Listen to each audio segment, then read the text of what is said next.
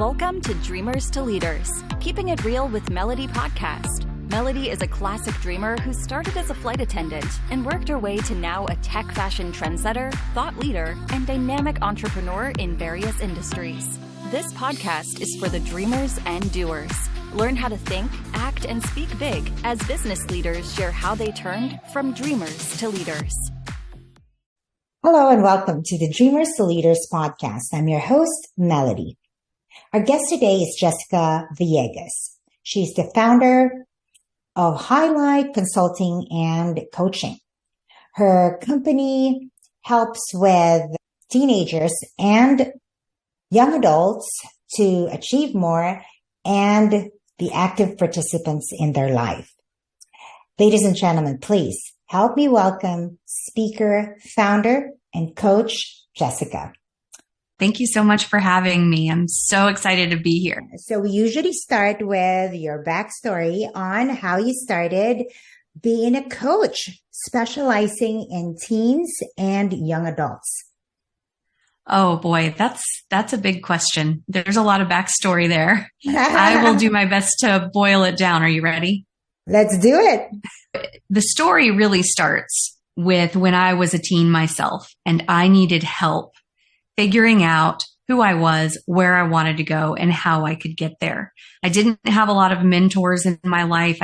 I came from a family that really wasn't super supportive of a lot of things, particularly legacy change. So I really didn't have a lot of people in my immediate circle and in my community that I could get help from.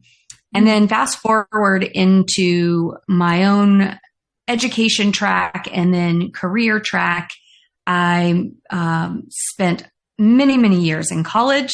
I have 365 credits and I have a bachelor's degree. So again, still not fully connected with who I was, what I wanted, and where I wanted to go and how I could get there. So I moved into 13 years of hospitality experience, 13 years of training, writing programs, leading teams in restaurants and hotels. And then I moved over into supply chain management, doing a lot of the same things, training, onboarding, managing teams. In both of those capacities, I worked with a lot of young people who reminded me a lot of my younger self, not knowing who they were, not knowing where they wanted to go, and not understanding how to connect all of those dots. They're just kind of like going through the motions. Mm-hmm. And I just saw a huge need for helping young people be able to maybe shortcut some of these experiences or really learning opportunities. Some of these learning opportunities as we become adults are integral to our growth and development. Mm-hmm. But then there's others that really aren't fully necessary, at least to the length and brevity of what they can be. So helping them to shortcut some of that stuff. And that's how I came up with my ETA program. And I just layered on a coaching credentialing it in the most curious, most impactful way so that young people are developing a sense of agency and they can pick up all of the learnings and skills through the program and use them for the rest of their life. So Jessica, thank you for sharing that.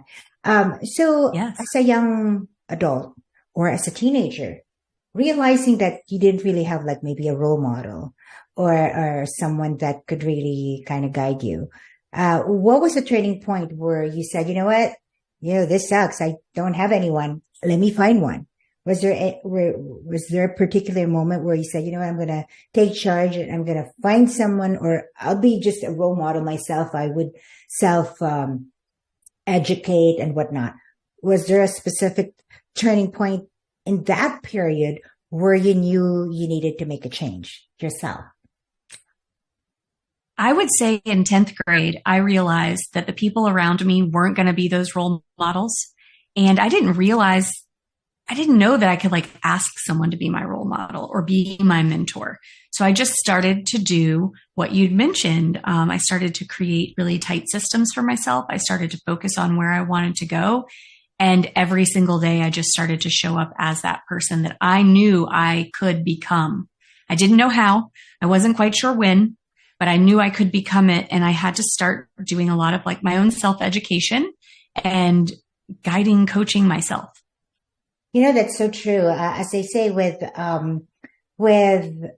any development or any improvement in life, it starts with your own self-image. So the minute you realize that that's not you, that's not who you really want to be, and then you design and you be the architect of your own self, your own self-image. And then from there, you project that, right? You project that and the goal is, you know, having that repetition of wanting to have that image of you, then kind of autopilot, be that. Somehow the goal is to be that model, and you're slowly but surely, you know, getting into that, to that image or to that model that you have mentally built yourself, right? So that's awesome. So let's talk about your ETA, not estimated time of arrival, but it could be, right? Arrival to something, but it's empower, transform, and achieve program. So talk to our audience about that amazing program. The pillars of this program are all centered around what makes really large companies successful.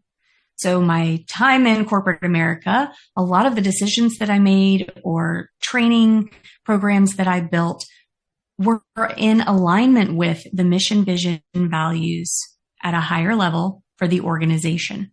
Mm-hmm. So when we think about how these organizations become so successful, it's because they integrate that mission every single day into all of their decisions and their meetings and the whys behind what they're doing.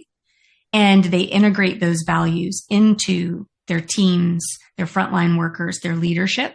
And they keep that vision front of mind at all times so they don't veer off course. So those are three of the key elements of our ETA program, is helping our young people develop a strong mission, vision, value orientation and writing statements, and then setting really meaningful goals. So if you've ever heard of Simon Sinek, Power of Why, understanding the what, the how, and then the why is what really helps the what and the how become meaningful. So helping them connect with why they're setting certain goals, making sure they're meaningful and in alignment with their mission, vision, values, and then reverse engineering those goals so that they're achievable on a daily basis. So you can start showing up as that person that you see in your immediate future. Mm-hmm. I could totally relate to that. My cousin actually helps coach me on diet, nutrition, and, you know, some of the physical goals.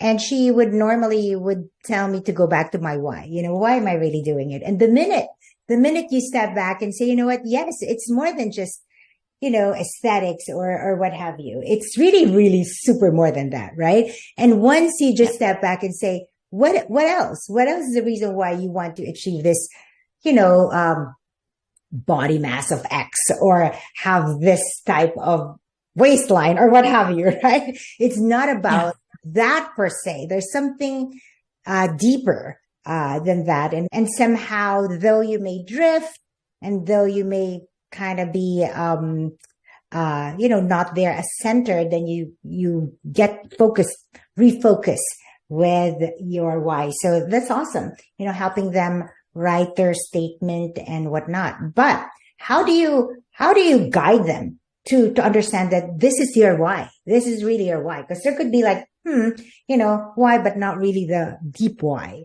How do you help and coach them understand and really identify with that why? It starts with their values, and it starts with bringing awareness to how they're showing up to every single opportunity in their life, and having conversations around what's the thing that excites you most. Okay, let's reflect back on this accomplishment or on this learning opportunity and dig into why that made you feel so good, or why maybe bombing a speaking opportunity, why that made you feel so bad. And really kind of pulling out these very nuanced things that we haven't necessarily brought awareness to. Mm-hmm. Like, why are these things so important to you? And then how can you use these things as a foundation and as a sounding board to these other decisions and layer these other decisions and choices onto these things so that you can either accomplish them again and more frequently or veer away from those because they elicit such maybe a negative response. So pushing them into a positive direction, the things that really excite them and light them up, and then using their values, their vision, and their mission to help keep pushing them in the direction to the thing that they will eventually bump into, which is their purpose. Mm-hmm. Nice. Okay, when you are a teenager or a young adult, it's hard to connect with your why and your purpose. Right. But if you're in the right direction, you're going to bump into it. Mm-hmm. Right. So it's helping them peel through those layers, right? And understanding their core values. I like that because then from there, it'll be easier for them to understand more why they like certain things and why certain things excite them, right? Because it resonates with their value. Good point. So, in order to effectively connect with teens, sometimes that they are a different animal. With all their hormones, they could be very difficult, right? So, Yes. how do you effectively connect with them so they will listen to you? So a really great strategy that you can use as a leader, as a parent, as a teen, as a young adult, anywhere in your life, anybody can use this. But if parents use this with their teenagers are likely going to look at them like they're crazy. But it's going to create dig deeper and have more fruitful, purposeful conversations than just the, hey, how, okay. So these are the 3 questions. It's 3 words. It's start, stop, and continue.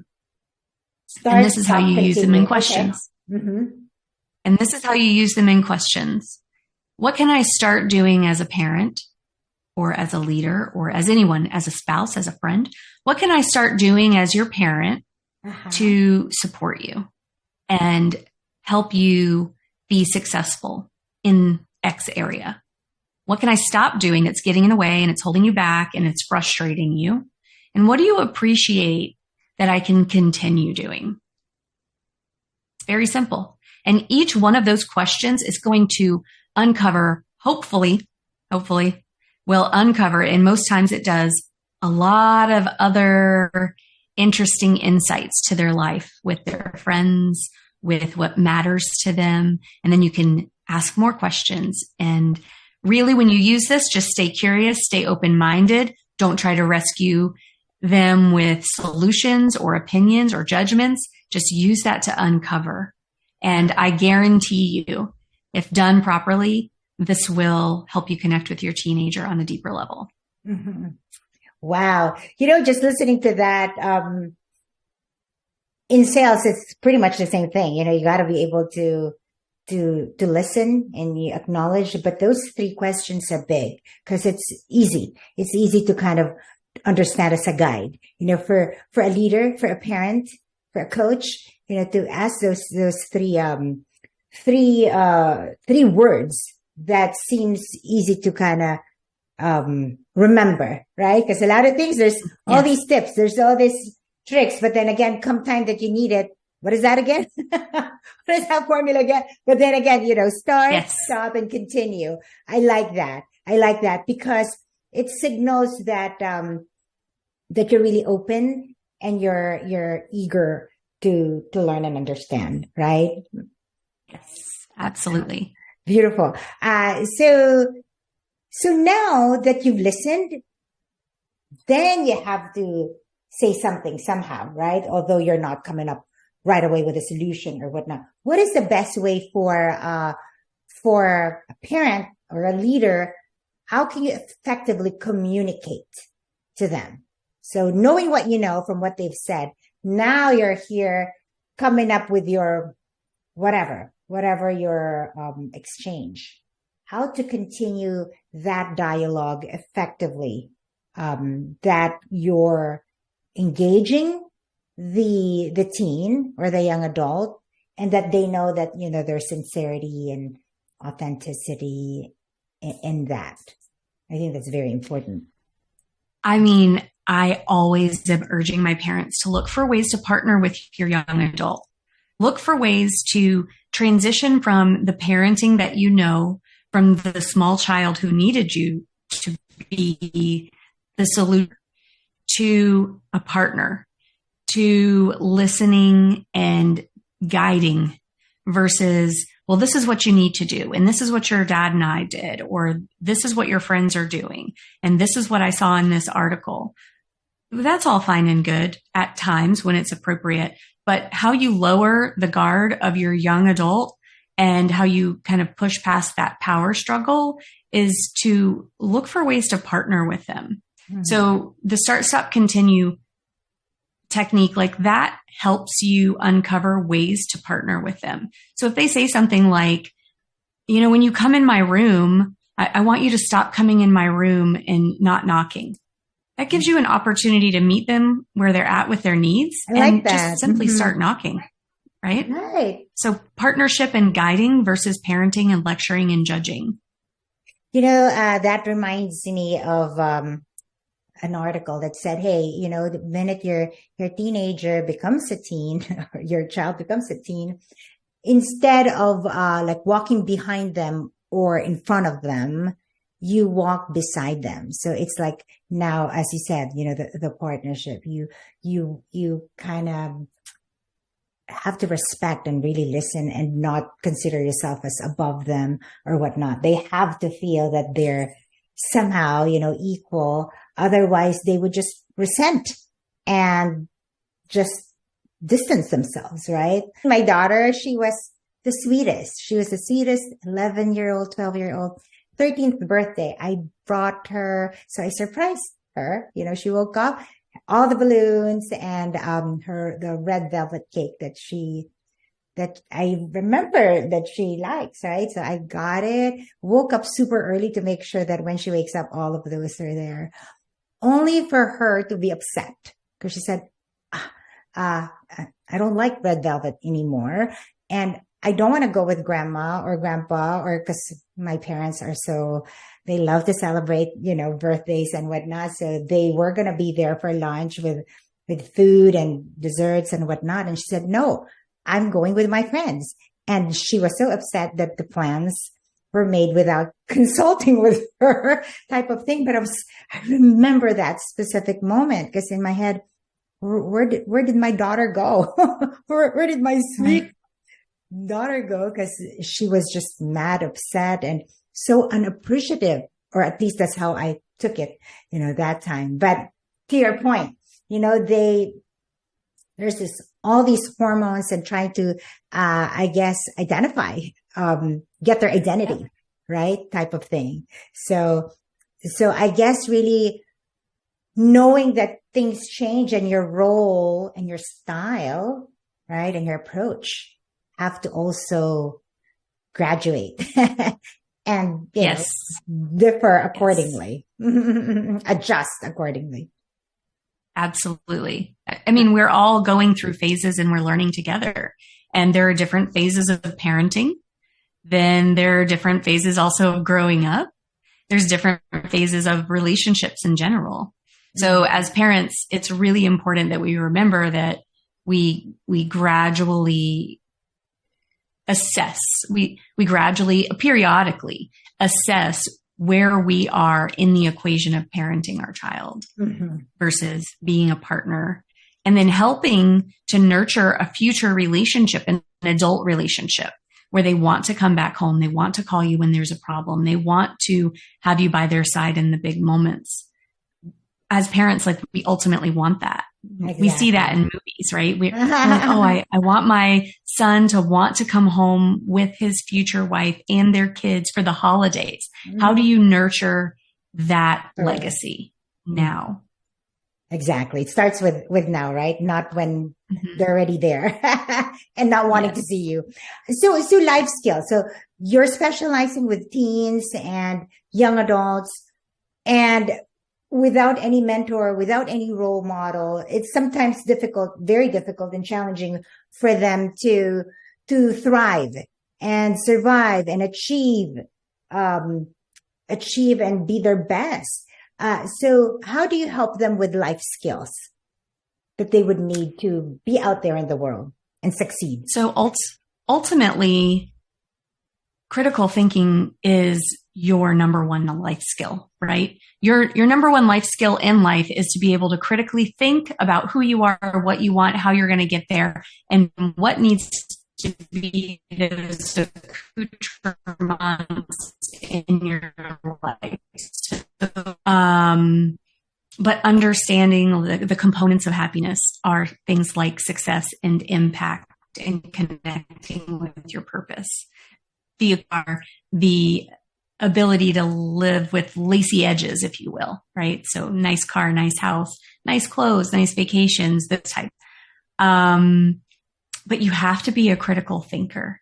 And we have a summer program here in Central Florida where our kids go through what we call the Level Up Life Skills program. And it teaches them everything from financial literacy to writing resumes. We do mock interviews with actual business owners. Awesome.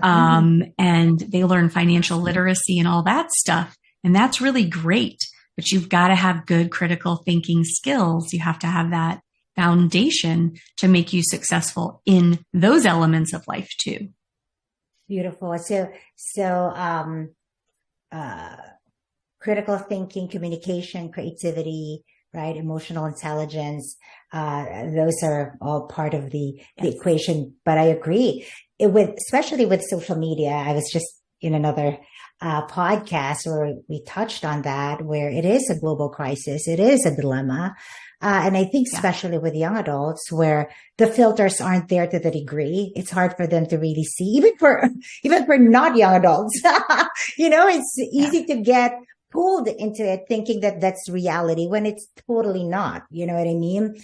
Everyone have their persona that they want to put out there. And here you are thinking that is the norm, right? So for not teenagers, it's already sometimes hard to kind of get to that critical thinking, but more so with kids. So I commend your program, realizing that, hey, kids, you gotta pause. You gotta analyze first. Don't just take everything, verbatim and think that is all, the holy grail or the, Absolutely. The dogma.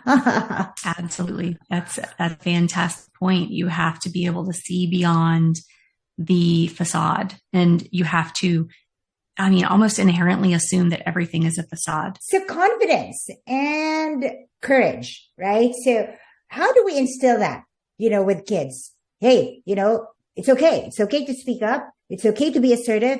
It's okay to, to make sure that you bet on yourself, that you toot your own horn. Just be confident. Is there a skill set or a training or exercise that you guys do to build confidence, especially in those young minds? We are working on building confidence every single week that we're meeting with our clients. It really comes down to challenging yourself every day to find growth opportunities.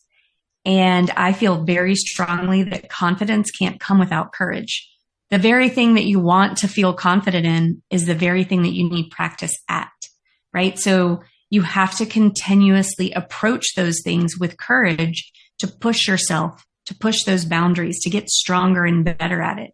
I used to be incredibly petrified to even raise my hand in class to answer a question, let alone go and speak in front of a group of people that I don't know. And I have challenged myself on a regular basis to look for opportunities to put myself in front of people, even if it's a hi, hello, all the way to, speak as a keynote at teen conferences and things like that. I never would have thought I could do that ever, never in a million years. So the more you challenge yourself to grow in the areas that you want to feel confident in, the more confident you will become, but it first requires the courage to go after it. Mm-hmm. So I guess in your program, you can present ways for them to show it, right? So like, for example, every single week. Yeah. Every Beautiful. single week. Yeah. Because I think for the most part, if they haven't really experienced it, or they didn't really have an opportunity to challenge themselves, then in their head, they think they can. But it's good that you're giving those opportunities for them to exercise and try it out, right? Sometimes it's all that experience, Yeah. And it's based on what their goals are. If their goal is to become better academically, then we're challenging them every week on how they can create a plan, and they're going to actually show up to that plan. And if their goal is to become better socially, then we're challenging them every week on something that they can do to improve their social skills. So if they're incredibly shy, then we're encouraging them, okay, this week, the goal is to say hi to 3 people you don't know. And then maybe next week, the goal is to ask one person to sit down with you at lunch. And maybe the following week, the goal is to ask another person to maybe hang out on the weekend or ask someone for their phone number. Exactly. Small things. So with my son, Liam, I would normally remind him, okay, so even if it's like an event, a family event or whatever social gathering, come up with 3 people where you could just say hi, hello, and ask 3 questions, right? 3 people, 3 questions, and then report back to mom what you've learned, or, how was the conversation, so on and so forth. But, it's just striking conversation and be there to ask questions, whether it's robotic at first, like, do you like the weather? Or I like your shirt, or something to that effect. It could be so generic, but it's the act that once you do it, that there's really nothing to it. It's cool. It's okay. You know what I mean? So I like that, come up with, 3 people to say hi and just maybe introduce yourself or break a conversation, right? That's a great strategy. Pandemic. You mentioned,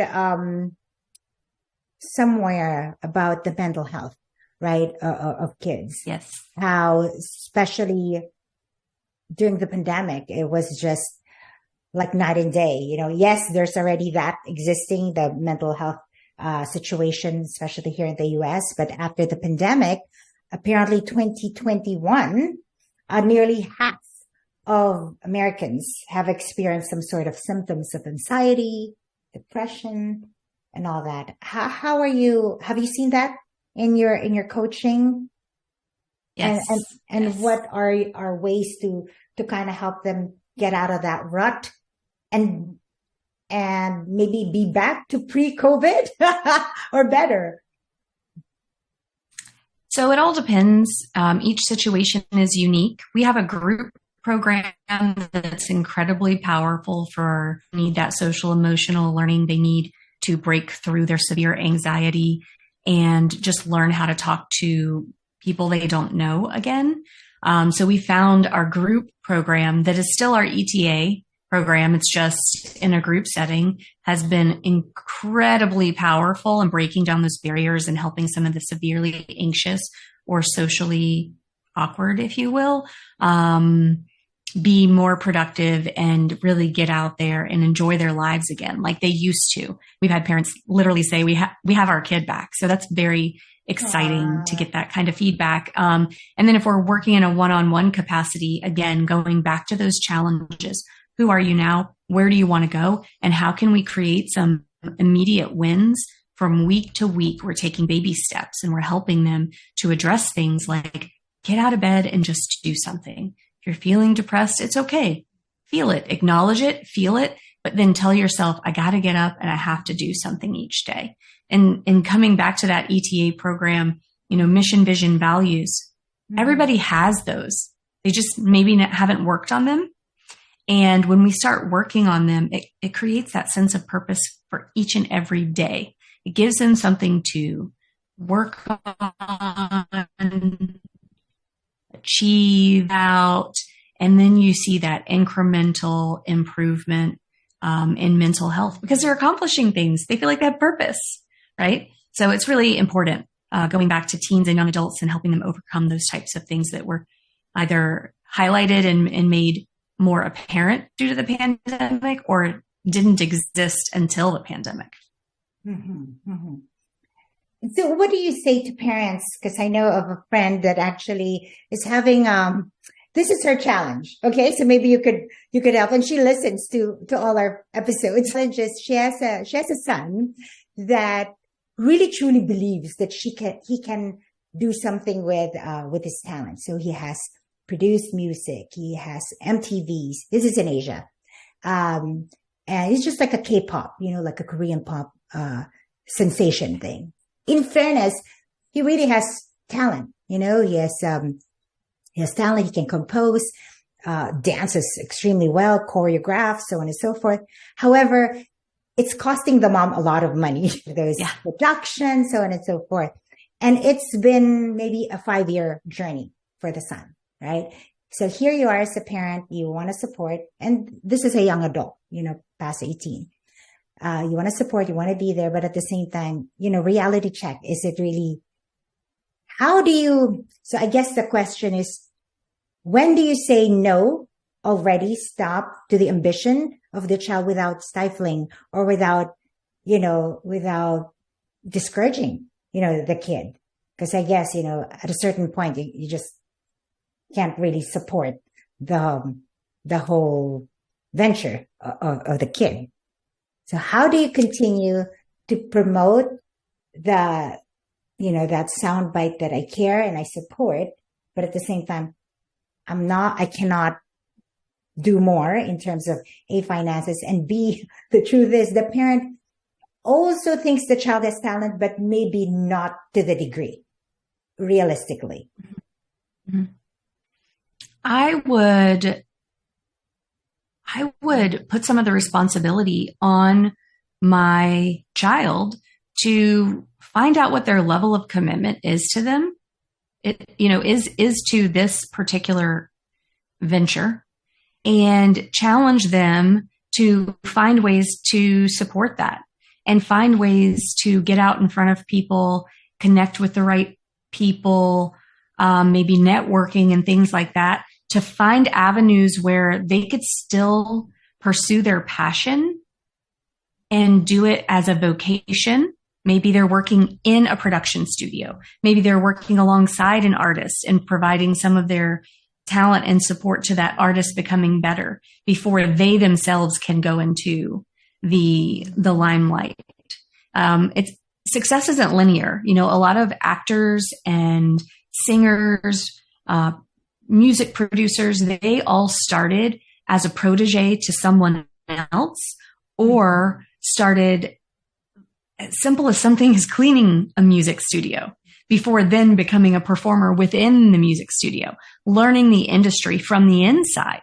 But really, it's about finding out the level of commitment that your child has and what they're going to be willing to sacrifice and do to see that dream through to fruition, not being on the backs of the parents. Mm-hmm.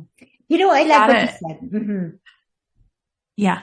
I like the fact that because at some point as a young adult, you have to take control of where you're going, right? Exactly. You have to take responsibility for it.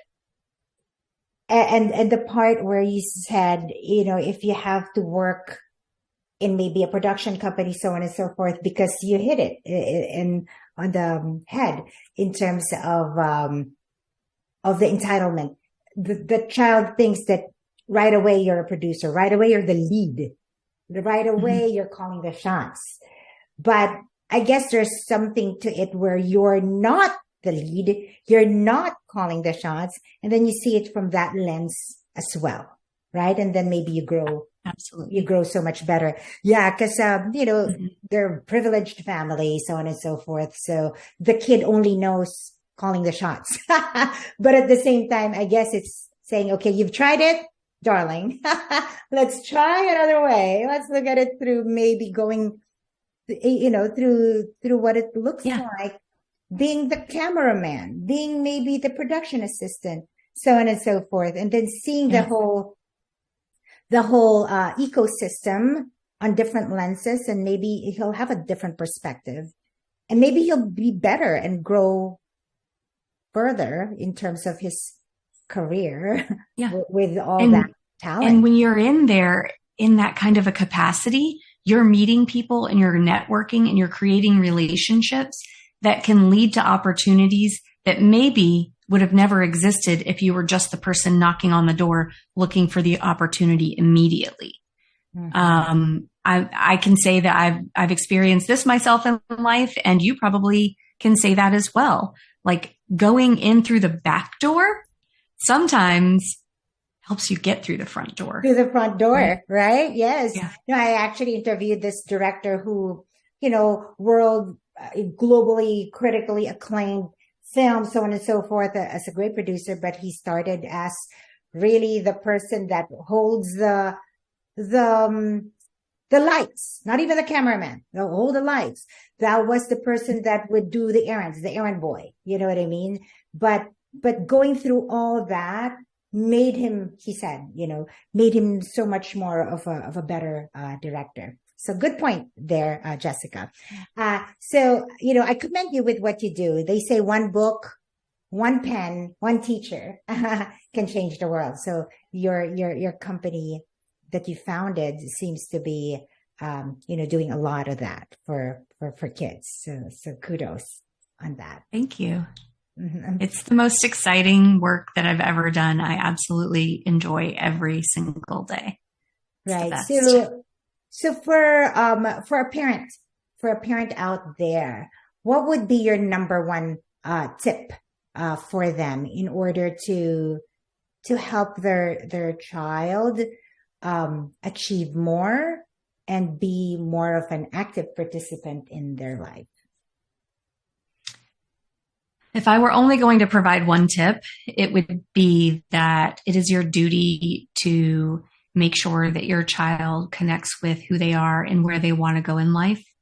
And alongside that duty is not a friendship.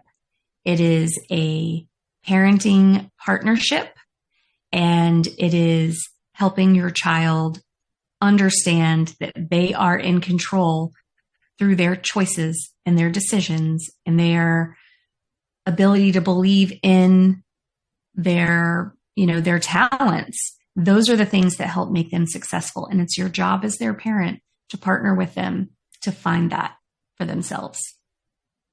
There you have it, folks. So, to all our audience out there who are parents, and it also goes with leaders who are dealing with teenagers and young adults. Those are good takeaways that we have here with Jessica. So, Jessica, for all our audience out there who wish to connect with you to find out more about your services, what is the best way for them to connect with you?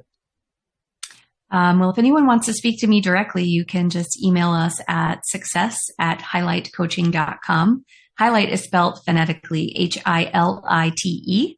Or you could go to our website, highlightcoaching.com. And of course, we're on every single social media outlet out there, to include Threads. We just joined Threads a couple days ago. So Threads. Oh, really? Mm-hmm. Threads.